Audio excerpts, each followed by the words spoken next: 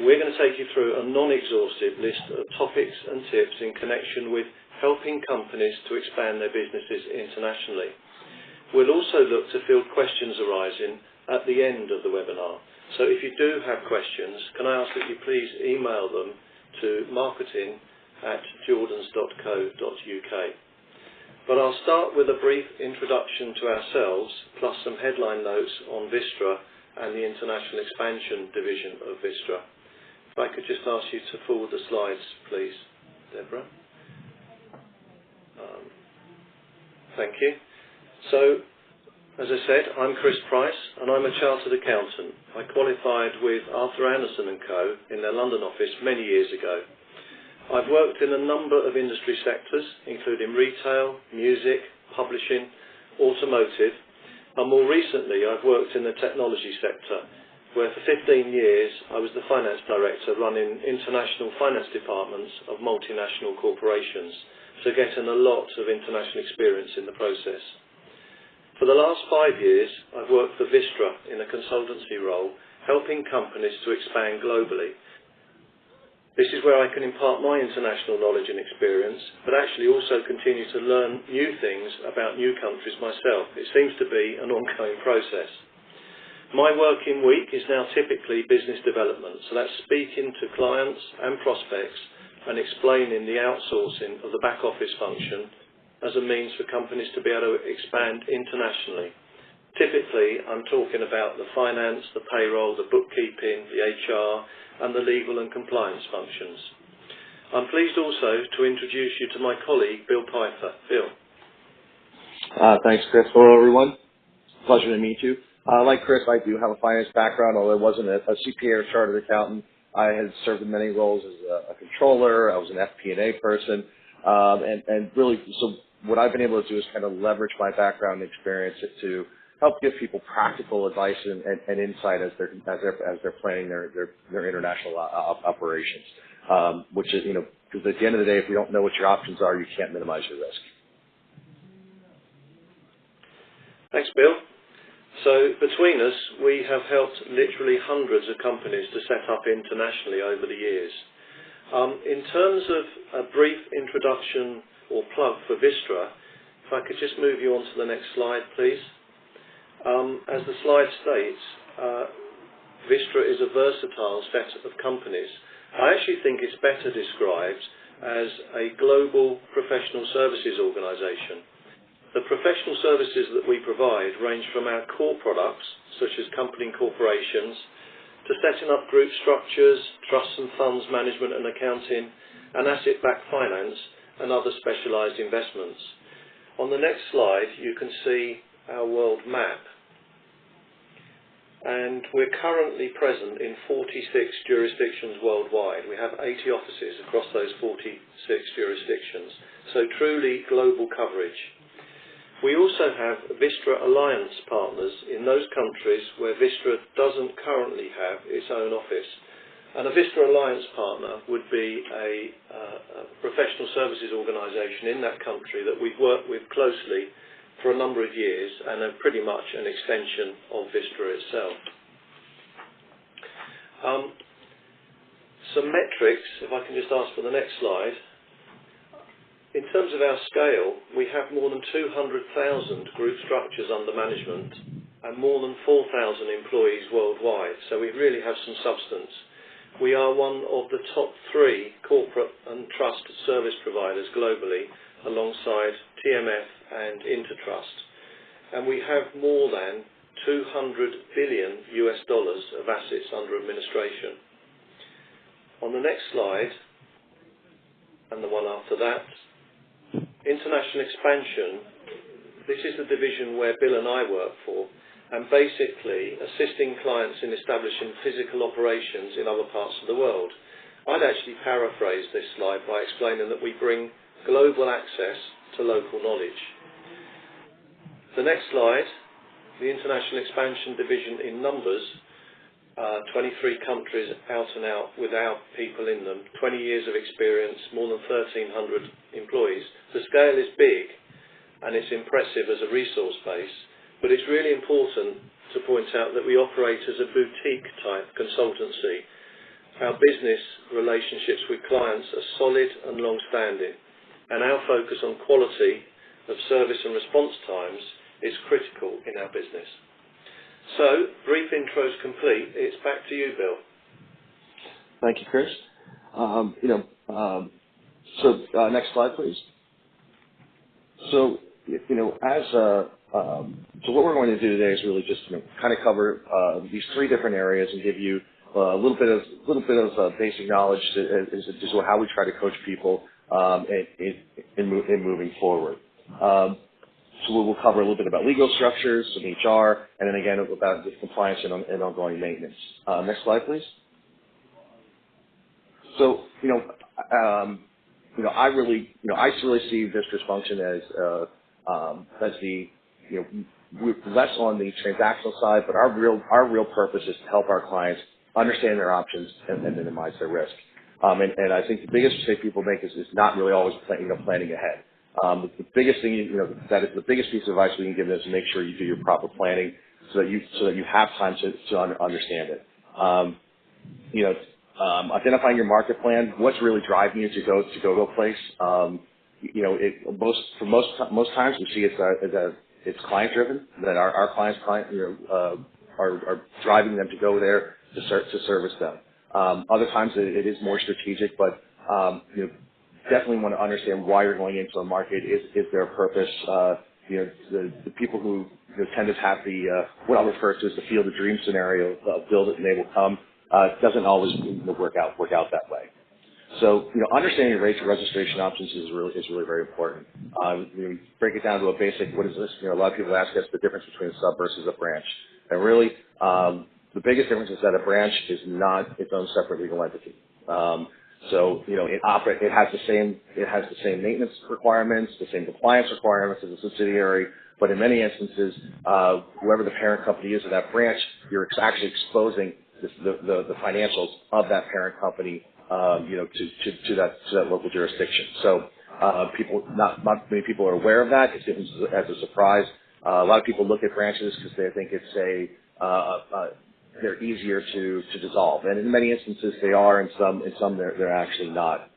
But setting up a subsidiary, I would say most of our clients are setting up what we refer to as a cost plus subsidiary, which is its own separate legal entity. Cost plus entity is essentially its simplest form is you're taking operating costs plus a certain percentage, which is being taxed locally. Now the benefit of that is, especially where we do a lot of U.S. outbound companies. Many U.S. outbound companies don't really understand the fact that at-will employment doesn't exist outside the continental United States. So having that subsidiary really creates a firewall between you and the U.S. parent, especially where it's a cost plus subsidiary, because should anything go awry, there's really nothing for them to go after, and if there's something became litigious. The other benefit also of with cost plus subsidiaries is where you want to build out from there, because the other options in many places there are places will allow you to do payroll only registrations. We refer to them as non-resident employer payrolls, and in parts of Asia they will refer to a rep office as a payroll only registration. So it's important to know as you're looking into these different places, understanding the terminology and what's available to you. In most cases, when you're looking at payroll registrations, general rule of thumb is once you hit about 3 to 5 people, you are pushing your limits of permanent establishment, and they're going to want to look to register some sort of more of a permanent subsidiary. The local governments, everybody wants the tax dollars, and so they're going to want to make sure that you're paying them appropriately. But these can be a great way to either test markets or to hire people. A lot of things that we coach people on is using your cost plus subsidiary as the employer of record to then register these payrolls and or rep offices. Now, many times, we have clients who, and I'm sure as many of you experience, somebody runs into your office and says, "Hey, guess what? I found the perfect person. I hired them. You need to have a payroll set up by next week." Well, it's not always going to happen that way. So it's very hard to get those set up overnight. So one of the options that we will refer people to is a PEO. They can get set up rather, they can do a little bit quicker. And if you're not familiar with a PEO, basically what you're doing is you're hiring that employee on somebody else's payroll. They'll still follow your direction, but but you can get them up and running while you're setting up your operations.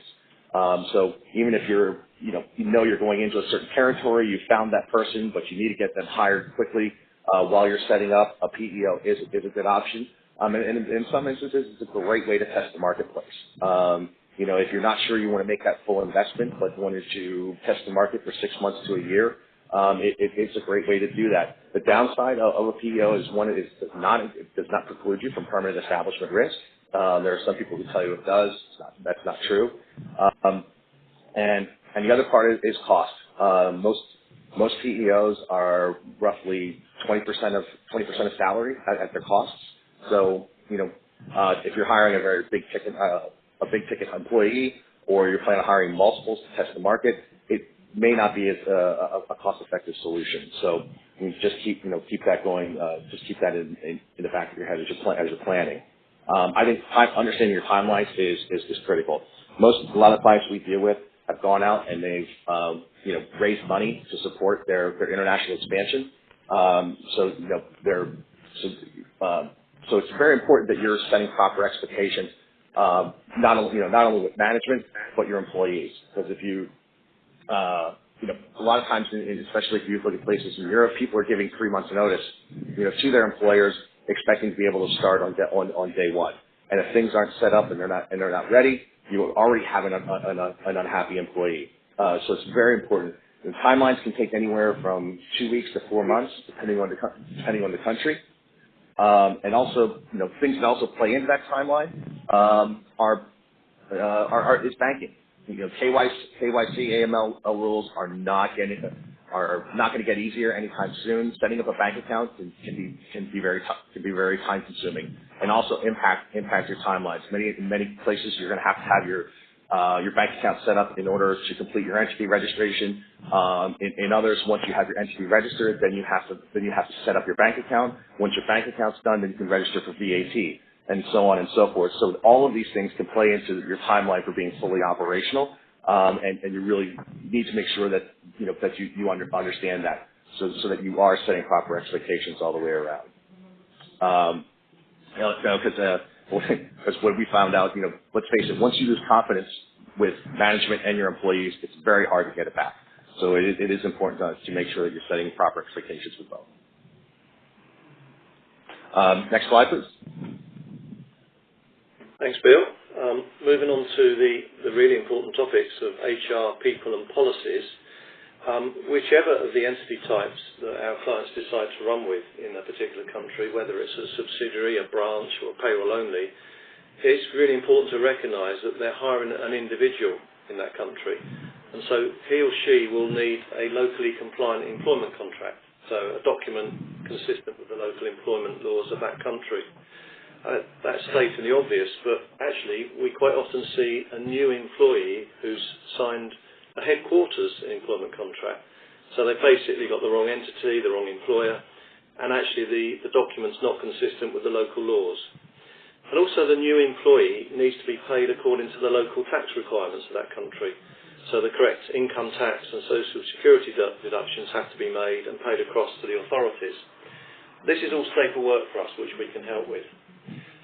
An international employment contract is usually bilingual. The page is split left and right, the local language on the left-hand side and an English translation on the right-hand side.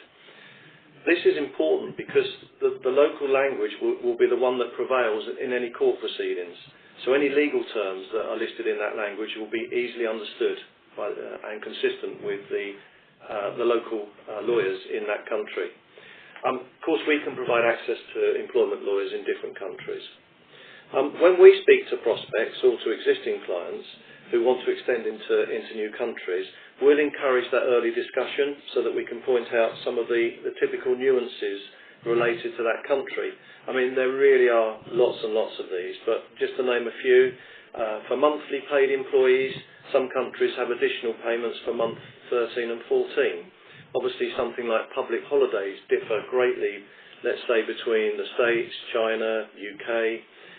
Social security costs, which is actually a big factor for budgeting for our clients as well, Let's say in Europe, they'll range somewhere between 10% and 40%, and that can have a big impact on what a company wants to be doing. The number of employees that you're looking to hire, the headcount, can have implications. It may need a works council. It may dictate the order in which terminations have to be carried out. And of course, it will almost certainly require health and safety and employment policies to be implemented. And then there are countries that have employee sickness insurance that's mandatory pension. We all know auto-enrolment in the UK. And really important to understand the typical benefits. So kind of the benefits that are offered to employees in that country, almost as a commercial overlay. So nuances by country have to be understood, and as an employer, you have to be compliant. Non-compete terms. Quite often I get asked the question, are they enforceable? Normally, stretching beyond 6 months is unlikely, but it's important to our clients. The rule of thumb really is the non-compete term appropriate to the level of hire that's being made. Background checks. Some countries don't allow them at all. Some allow them but restrict the information that can be circulated. So we've got. And Chris, Chris, on non-competes, I think another interesting thing to note is also in some places I'm sure people have heard of the term of garden leave. As a method of enforcement, which is basically, you're going to pay somebody to kind of do nothing. In its simplest form, you're going to pay somebody to do nothing for the next year so that they are not out and competing with you in the marketplace. In which case that does impact your budgets because you may or may not have, planned on paying somebody for doing nothing for a year. So just, again, understanding your options. Yeah. Benefits and stock options. This discussion comes up an awful lot. It's important for our clients to make sure that they're competitive when they're hiring in a particular marketplace. Benefits as we know them typically include pension, private health, life assurance, long-term disability insurance. But of course, they'll vary by sector as well as by country. And we are often assisting our clients on this. Actually, we also quite often get the scenario where the VP of HR, the HR director will say, how can I standardise the benefits packages across multiple countries? Only all my sales guys in different countries talk to each other and realise the benefits are different. Yeah, they do talk to each other, but don't worry. I mean, our advice there is just be consistent and always offer the market rate. So where you're straddling countries, don't try to be all things to all people. Every market and country is different, so just make sure you're competitive in each local marketplace. Don't get faced. And another thing to be careful of, and another thing to be careful of on the benefits. A lot of times we find our client, the people that are our clients looking to hire will say to them, well, it's standard. Everybody's offering this, and this. That's what's common. What they don't understand is they're actually comparing it. Where it's common and where they're comparing it to is IBM, Apple, Google. They have much different budgets than many of our clients do. So you're really not comparing not necessarily comparing apples to apples. And there are different things you can do to compete against that as opposed to matching, trying to match a company like that with their benefits. Yeah, that's a good point actually, Bill. So there's the type of employer, and then there's also the countries themselves, where in some countries the state benefits are really very, very good, and the amount that needs to be uplifted is minimal. Whereas in other countries, the benefits package is part and parcel of the hiring process. Offering stock options is typically much more consistent in nature, in that similar numbers of options can be offered to like-for-like roles in different countries. That's great, but note that there's a compliance burden related to stock options. Processing the exercise of stock options via payroll, making sure the annual reporting is complete, working out whether you're going to offer approved or unapproved options, so tax efficient or otherwise. And our advice would be that you take tax advice at an early stage here. Many of our Vista offices help in that process. We'd also normally keep the share option agreement outside of the employment contract to keep it separate. Lastly on this, terminations. Sometimes after all the effort, so the recruitment, putting the employment contract together, agreeing all the benefits and so on, the hire just simply doesn't work out. And it's really important in different countries to handle terminations in the correct way. Quite often the employment contract will have a probationary period, so be clear on this and be ready to use it. But when the probationary period has expired, you can extend it in some countries, in some you can't. But when it's expired, it's important to use due process when you're looking to terminate, and that due process varies by country. There isn't the at-will termination that you have in the US, in other countries, in fact worldwide, let alone in Europe. Our specialist HR teams can advise on terminations and always ensure that due process is followed. And depending on the country and the reaction from the employee, an employment lawyer might be needed. And again, we can make the introductions to legal specialists as needed. Well, Chris, I also support. I mean, with terminations, I think a great example of that also is, when you think about, like France, where everybody's heard, once you hire a French employee, they're yours for life, and in reality, it's not that far from the truth. It can actually be a very time-consuming process to be able to terminate somebody in France, especially depending upon their level. You could end up taking 6 months to a year so you follow the proper processes and give that person their final payments to get them out the door. And if you haven't properly budgeted for those things, it can be can really be an unwanted surprise. So definitely make sure it's important to know how to hire somebody, but even more important to know how you're going to terminate them should you need to. Yeah. Contractors, actually this is a topic which should probably warrant its own webinar. We see many clients or prospects that have got contractors in situ in particular countries or are considering bringing them into a country. And normally the train of thought is that, well, we're not sure about our footprint in a particular country, so let's test the water first with a contractor because it'll be easier to walk away if it doesn't work out. And therefore, they'll put a simple contractor agreement in place. And that all seems well and good. But actually, this is where the risk starts to build up. Really, the reason for that is a reminder of the definition of a contractor. It would be somebody who really is working for multiple clients, or is perhaps working for a single client, but on a fixed term of, say, 6 to 9 months. What we actually see is that the contractor who's been hired has been hired pretty much in a full-time job role, and that the client is the sole client. They tend to get paid for holidays, they get paid bonuses and commissions, they even get offered stock options, and really they're not contractors, they're what we would call quasi-employees. And of course this is a problem. Firstly, if they were an employee, the employer's social security payments, that obligation would need to be paid across the authorities. And the authorities are getting hot on this across multiple countries. Also, the contractor could start to accrue employee rights. And actually, Bill's got an interesting anecdote on that, which we'll talk about in a moment. And then lastly, and it's not an obvious one, but quite often, if you go with the contractor route, you are restricting what HR teams call these days the talent pool. There are actually a lot of people who are good people who actually don't want to be self-employed, don't want to run their own books. They just want to be on somebody's payroll, be employed by that company with an employment contract. So be really careful if you're considering that contractor route that you don't end up down that quasi-employee dead end.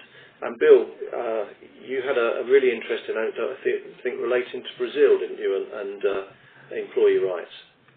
Well, it was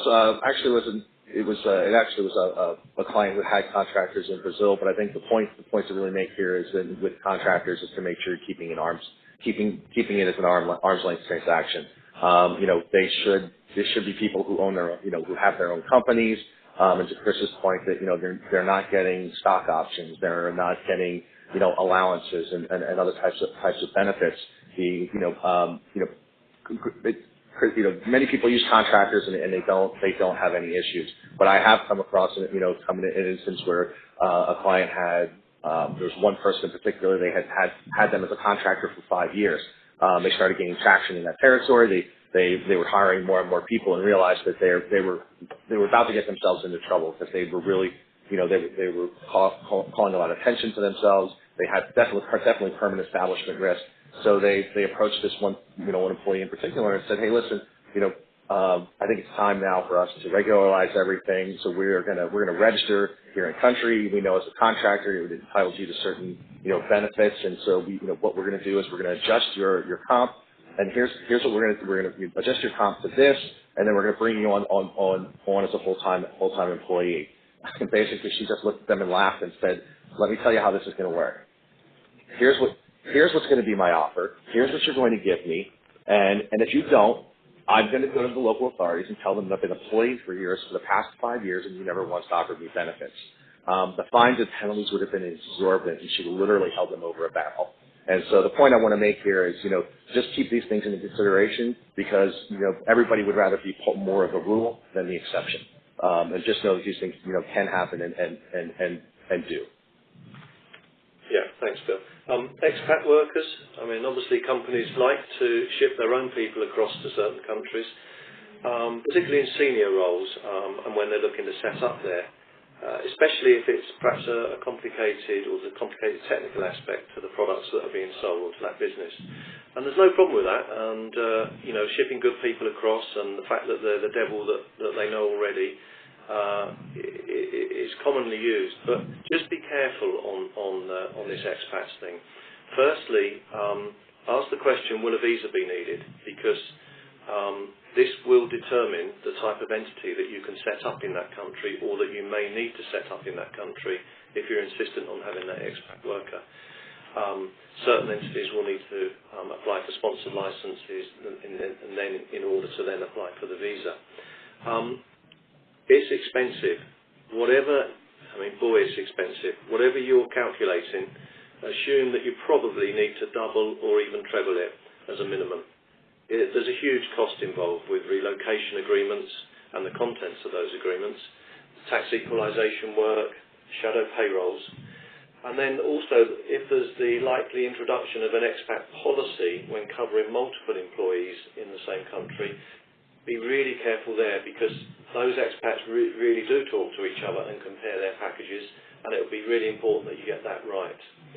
The other thing to think about is with a visa and with just the whole transfer process, this adds a lot to the timeline. So make sure that you plan this in advance. And again, we are very used to helping our clients with what's now called global mobility these days. So their global mobility needs, this visa piece and the expat relocation agreements and so on. And lastly on this slide.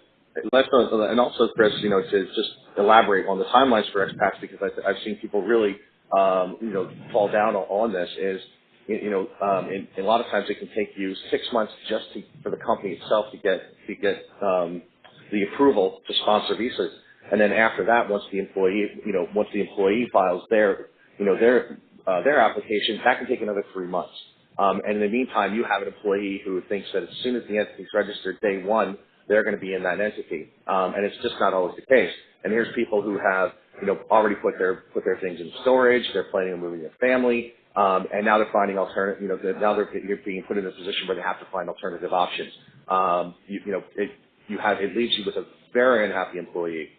So you really want to be careful of those, of those timelines and manage them. And I think, as Chris talked about with, how an expat can sometimes be 3x.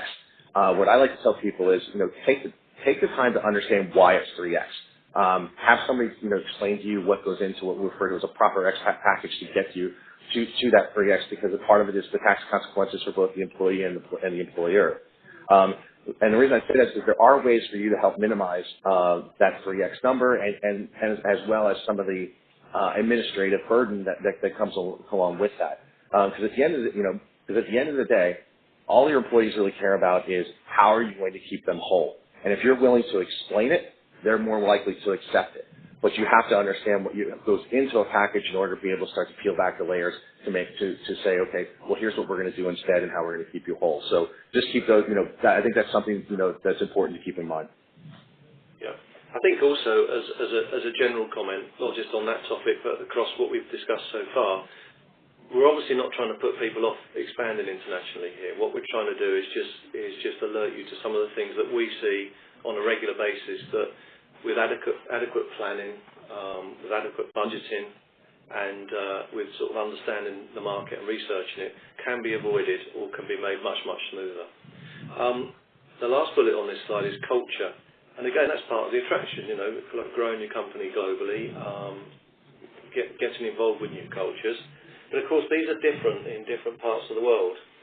And there are regional differences that you should be aware of.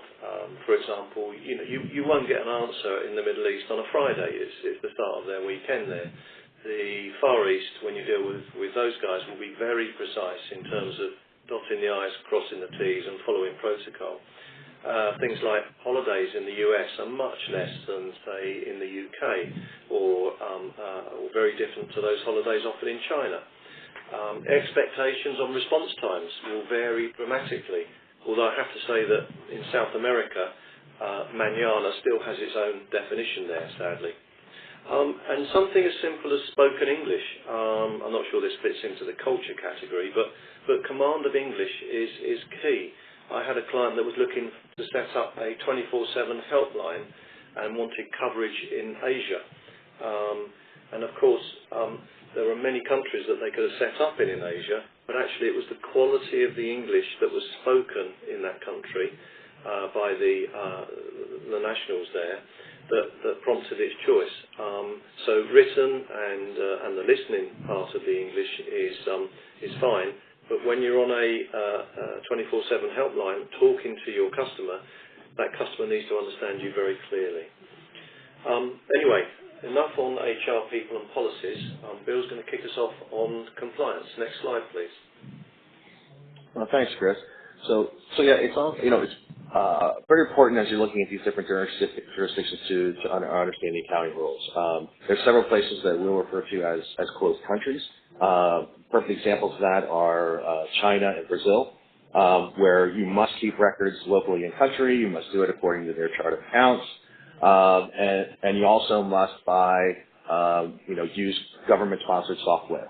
And if you're going to be shipping, in places like Brazil, if you're going to be actually shipping product into that country and have inventory concerns, you must actually buy yet another piece of software, which can be fairly expensive, in order to enter that and to track your inventory. Those countries in particular want to know every dime that comes in and out. So, so in essence, if you think about it, you're kind of maintaining two sets of books, one according to local, one that you have to then, bring into U.S. headquarters, and convert. So, it can, if you're not prepared for it, it can, be, very time consuming, and also, a cost. So, and then, from there, again, if you are shipping product, the inventory rules are going to vary from country to country. So it's really important to understand how you are going to account for those, and stay compliant. RevRec is another issue where if you are going to be invoicing locally within those countries, understand the RevRec rules, because I had one client who was actually a Fortune 500 client that we helped set up in Brazil, and he called me up and was irate, saying that we were not accounting properly for revenue. And as I drilled down into it, he said we weren't accruing properly. And I said I had to have this conversation a few times, but I said you realize there is no such thing as accruals in Brazil. The second you initiate an invoice, you've recognized revenue, whether you've collected on that or not. You have recognized revenue. He goes, but that's not how I do it. I'm like, and then Brazil could care less. That's just how they do it, and you have to adapt to it. It's not a matter of us doing it incorrectly. We're following the proper rules. So definitely make sure that you're looking into those and understand them before you enter those countries. When it comes to next things, when it comes to VAT, GST, HST, a lot of times, especially for U.S. companies, what I try to tell them to liken it to is U.S. sales and use tax. Again, these rules can vary from country to country. And a lot of times they just don't really understand them. They're shipping products in there, or they're having a lot of activities that could be reclaimable, and they're not capturing them properly on invoices, or with proper registrations, and they're losing out. They end up leaving a lot of money on the table. When you're shipping product in particular, especially throughout Europe, and you're setting up your distribution, a lot of it falls on who takes ownership when and where.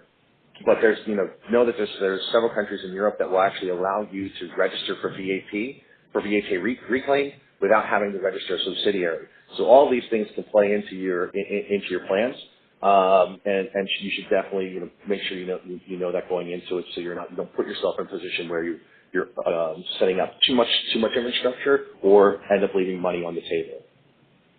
Next thing to cover is directives. Yeah. The other thing about the VAT, the type of tax that VAT is, of course, is that you've got to get it right from the start. It's not like putting in a corporation tax return and then adjusting it. If you get it wrong from the start, you are causing yourself problems. So very, very important that those initial registrations are put in place correctly, but also, of course, that the returns, whether they be monthly or quarterly, and the sales lists that are needed are completed correctly. And, of course, we have specialist teams that can help you with that. Back to you, Bill. Thanks, Chris. Well put. When it comes to directors, many countries are going to require you to have in-country directors. So your CEO won't be able just to assign himself as a director. It's going to have to be somebody who is physically in country. I think a lot of the mistake that I see, we see a lot of people make is, and particularly in certain areas, and I'll use certain areas of Asia as an example. You've gone to the trouble of recruiting a person that you think you're hiring. The head of sales for APAC is going to go out and grow the business. In their minds, what you've just done is you've hired the CEO of Asia, and they're going to insist that they have to be the director. They're going to want to manage all of the accounting locally. They want to take control over everything. The thing to keep in mind there is if you know this up front, it's easier to have the conversation. I think a lot of clients get caught off guard by it. They're not prepared to have those conversations. So be prepared to have them up front. Because, at the end of the day, when you think about it, you're spending a lot of money to go out and recruit these people and put them in place so that they can grow your business, not maintain it. And once you give up that control, it's very hard to get it back. So you really want to try to make sure that you maintain control and insight as much as possible. Vistra has, we can provide you with director services in just about any country. And by doing that, by using a third party, you're able to keep that control. When it comes to localization of contracts, you definitely want to work with lawyers. Our team at Jordan's can certainly help you with those things, but you definitely want to make sure your client contracts are locally compliant. You also want to make sure that your local invoices are done properly so that you can capture VAT. But you can and even with distribution contracts, there are some certain distributors that we've seen will word things in a certain way that it catches people off guard, and whether they don't realize that they're actually taking ownership of a product and opening themselves up to VAT. So you definitely want to make sure that you have somebody looking at those contracts and ensure they're being done properly. The last thing to touch on here is when it comes to data transfers and GDPR. I mean, everybody's seen GDPR in the news, and it's just something that you can't ignore anymore. Protecting data, and it's not just your employee data. It's all data that has to be covered. And again, our team at Jordan's they've actually developed tools to help you be able to maintain this on an ongoing basis. They're also, for those of you who haven't looked into it, they've also are willing to set up a 1-hour phone call with you to kind of understand where you are and help you explain where you need to be and how they can help you. I've been on some of these calls; they're very informative, but you cannot just ignore it. The way I like to describe this, and to put it in perspective for people, to me, GDPR is really it's the new Sarbanes-Oxley. It could be costly, it could be time consuming, and if you think about it, right down to with the comparisons, Sarbanes-Oxley was created to go after the Enrons of the world, and GDPR has been created because they wanted to really get their hands around and go after the the Facebooks and the Googles and, and the Amazon. And all it's really done is, ended up putting a burden on smaller sized companies. So do not underestimate, the fines and penalties for noncompliance can be really, really big. So, please do not underestimate the amount of work that needs to go into, in GDPR. Chris, I don't know if you can add to that or not. I suspect our audience today have probably heard enough of GDPR over the last year to 18 months, so I'm not going to add much to that. One thing I would say, really going back to this slide in general, is that the compliance piece, and it's obvious to say, but the compliance piece really is important.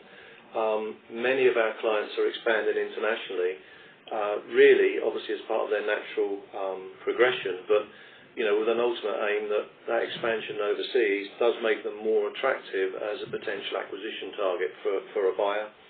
And one of the worst things that can happen is when you enter that kind of M&A activity with the buyer who just starts to run through your books and records and poses questions about, well, you don't seem to have registered for that here, or I think you've got a PE risk there. And of course, all these question marks that get thrown up, because there's a question mark about general compliance, all of them that get thrown up are there for a negotiation tactic in terms of what the buy price will be on you as a company being bought. So cannot understate the importance of that compliance right from day one. On to the next slide, which is the last slide. I just think this is quite a neat summary, actually, of what we've been talking about this afternoon. Which we say international expansion key steps. The key steps are really a chronology, and you'll recognise many of the bullet points that are listed. I'm not going to talk to them, obviously, because we've been touching them to varying degrees already on the session. What I do like to point out is that for any expansion, there tends to be three main strands. One is, strand number one would be the setup and all of the registrations that go around that setup. Two would be what I call the regular, repeat, recurring, ongoing monthly work, which is obviously month in, month out, clearly day in, day out. And then finally, the compliance burden. So the ongoing compliance generally on an annual basis, such as stat accounts, tax, payroll reports, but also things like monthly, quarterly VAT and other similar reporting. The Vistra International Expansion team is able to support our clients on every single section of this life cycle, generally with, as I mentioned earlier, our own offices in situ, or if not, our Vistra Alliance partners. Bill and I could talk to each of these bullets for many more minutes, but I think just looking at the time, and we've reached the last slide on the presentation, we have received a few questions since we started the session. So if I can move it on to the next slide, thanks. Bill and I will now try and run through as many of these as we can. The first question that came through is, what are some of the most common mistakes you see companies make during international expansion? Bill, do you want to kick that off?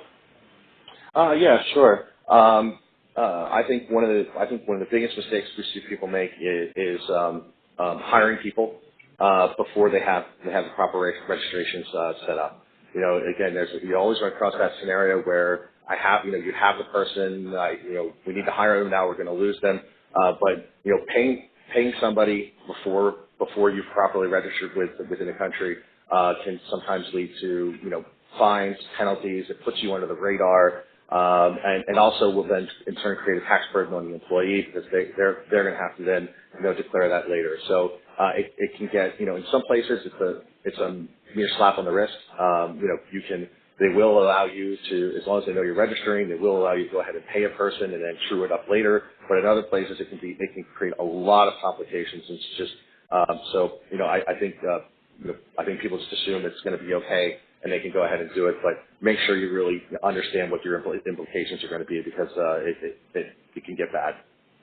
Yeah, I would probably add to that by saying that I commonly see our clients just just underestimating the timelines that are needed, whether that be something as simple as notice periods and making sure they're clearly understood, through to, it does take longer to set up in some countries than others, and because you've already set up in one country where it only took 2 or 3 weeks, the next country could be 2 or 3 months, depending on where you're going into. Getting that first hire right is very, very important also, because it kind of sets the tone when you go into that particular country. That person will be your eyes and ears, but also your kind of your mouthpiece for the country as well, and will set the culture, hopefully, of the parent company, but the culture that you want to impress on your own customers in those countries. So don't underestimate the timelines. Get that planning piece right. Another question we've had through: we're experiencing delays in registration due to getting our bank accounts set up. Is there any way I can speed up the process? That's an interesting one, Bill. Tell me what you think. The answer is no. Unfortunately, I think one of the things that you might be able, that we can help people with and to think of, is a lot of times people are, they're in multiple jurisdictions. They want to be able to work with, whether, they're with, HSBC, Citi, whatever. A lot of times if you, the way you can help speed up the process is by just setting up going to a local bank and setting up an account there. Especially like with our teams, they have a lot of, they know a lot of the people. Those accounts tend to be set up faster while you're getting the larger global framework put in place. But that's really about the only thing you can do. Used to be that you were able to, and in some places you can still utilize trust accounts, but those windows are starting to close as well. There's more and more countries who used to allow them; they're just not anymore. And the importance of the bank accounts is really, there are many instances they're going to require you to do payroll taxes through them and/or corporate tax. So there's no way around it, because those payments must come from you and from a local bank account. So the only way, like I said, one of the only ways you can really speed that up is to maybe look at setting up a local one, and then work with your big bank to and get that set up, and then you can close the other one down later. But that's about the only thing that I've really seen. Chris? Yeah, I agree, Bill. We've mentioned these acronyms: AML, KYC, anti-money laundering, know your client. They just are becoming a prerequisite to anything now. We have to complete our own AML, KYC before we can take a client on, which will almost certainly add another 7 to 10 days to the onboarding process. And that's before, and then the bank account set up will probably go deeper. Well, in fact, I know it will go deeper than our own AML, KYC rules. So you're absolutely right. It's tricky. Certain countries, there can be workarounds, but they're few and far between. And I think, be prepared just to follow due process to get those bank accounts in place. I have a quick question. We're a small company in the early stages of planning our expansion. Which country would you recommend we enter first?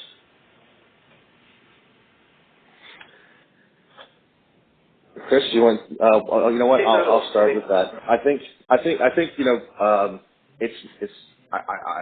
the question really is what is looking at your business plan and what you hope to accomplish. Your clients or your hires that are largely going to dictate where you need to be. And then from there, what is your goal and your plan, and building it around that. I mean, when you look at Europe, I mean, the UK largely has been the gateway to Europe for many people for a very long time, and there's there definitely are reasons behind that, but it may not always that may not always be best for you. It really need to look at what your plans are and build around those. And that's really the best advice to give you, rather than saying, oh, this is the country we tell the people go to first, because it's really not. It really is understanding what your client, we take the time to understand what our client's business plan is, their goals, what they're shooting for, and then make recommendations around that. Yeah. Go back to the earlier slides, actually. The research piece is really important. We do quite often see our clients wanting to go into a particular country because actually they're about to sign up a very large customer in that country. Nothing wrong with that. And quite often those very large customers, they insist on having to deal with a local entity. So some of these answers are kind of, you're shoehorned in because that's what your customer wants you to do. Others we've seen where they're set up in a country because the best candidate who they want to help run the European sales function happens to be based in Belgium, and that's where they're going to hire that guy. And of course, that guy can then spend his week travelling around different countries in Europe. So there's a multitude of reasons there. The thing that I also keep an eye on, Bill mentioned that the UK is very popular. Obviously, there's minimal red tape in the UK, and for many people, no language barrier. But if you go beyond that, I keep an eye on, well, where are our own clients setting up? And if I looked at the profile, typically after UK being kind of number one in the charts, they would be followed by Germany, Netherlands, interest in Australia, then Singapore, then back to France. So that top 5 or 6, I kind of know where most of our new business is going to come from and where they want to go into. And then every so often we'll get what I call a kind of topical month. I had a run about 6 weeks ago where I must have had 5 or 6 different prospects all wanting to go somewhere in the Nordics. And you kind of think, well, why is suddenly the Nordics the flavour of the month? So, yeah, hopefully that's answered that. Anyway, I also want to respect everybody's time, so we do actually need to wrap things up here. Thank you again very much for joining us this afternoon. I hope you found the session helpful. The questions that we received that we didn't get round to answering, we will address by email. And as mentioned, we've made a recording of the webinar today, and that will be available to listen to again on our website. So until next time, thank you again, and goodbye.